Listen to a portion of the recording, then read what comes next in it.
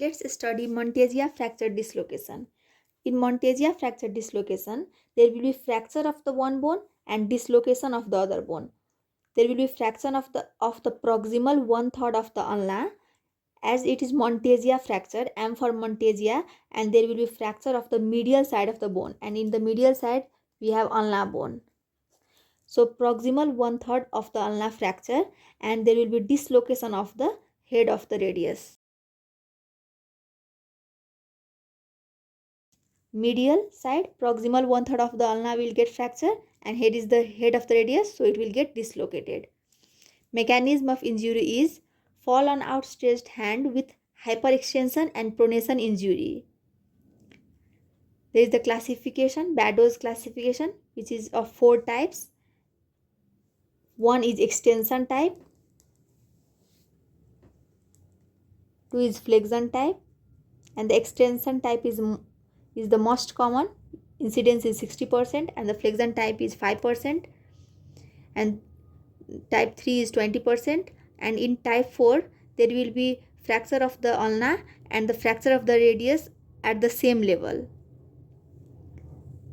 In extension type, which is the most common, there will be angulation of the fractured ulna anteriorly and the radial head will be dislocated anteriorly. And in flexion type, the angulation of the ulna will be posteriorly, fractured ulna, and there will radial head will be dislocated posteriorly. And in type 3, the fractured ulna will be angulated in laterally or anterolateral, or the radial head will be dislocated laterally. And in type 4, the angulation will be anteriorly and the radial head will be dislocated anteriorly. On clinical features, there will be ulnar deformity. As there will be swelling, it will mask the dislocated radius. There will be pain and tenderness on lateral elbow, and we should examine wrist and hand for nerve and vessels injury. For the diagnosis, we do X-ray, anteroposterior view, lateral view, and the oblique view. It is also known as treacherous lesion, as dislocation of radial head is often missed. In normal radiographic findings, we see the McLaughlin's line, which is the straight line drawn along the center of the shaft of the radius, which cuts the capitulum in the center irrespective of the position of the elbow. In any position when we keep the elbow, when we draw a line from the center of the shaft of the radius, it should cut the capitulum. And the lines drawn tangential to the radial head anteriorly and posteriorly should enclose the capitulum. And the deviation of these normal findings indicate radial head dislocation in absence of any radial shaft fracture. So for the treatment of the Monteggia fracture, our aim is to restore the length of the ulna, as there is fracture of the proximal one third of the ulna.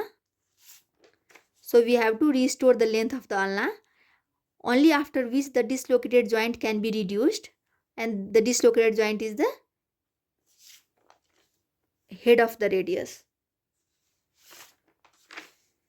So in children, we do closed reduction and immobilization in full arm plaster cast, keeping the elbow in position of flexion and supination for 3 weeks. And for adults, we do the open reduction internal fixation through posterior approach with plates and screws. Radial head reduces itself after the length of the ulna is restored. On complication, there can be nerve injury. Posterior interosseous nerve can get injured, which leads to thumb drop and the finger drop.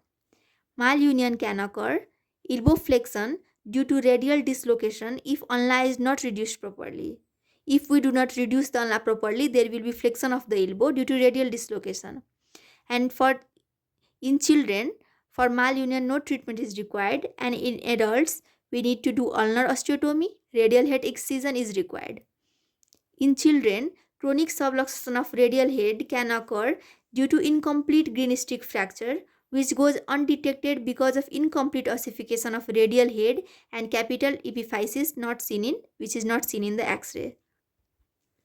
Non-union can occur. Myositis ossificans, which is the ossification of the muscles, And synostosis between radial head and the proximal ulna. Synostosis means the fusion of the adjacent bones can occur, and there will be deformity of the forearm, and limitation of the elbow and forearm movements can occur.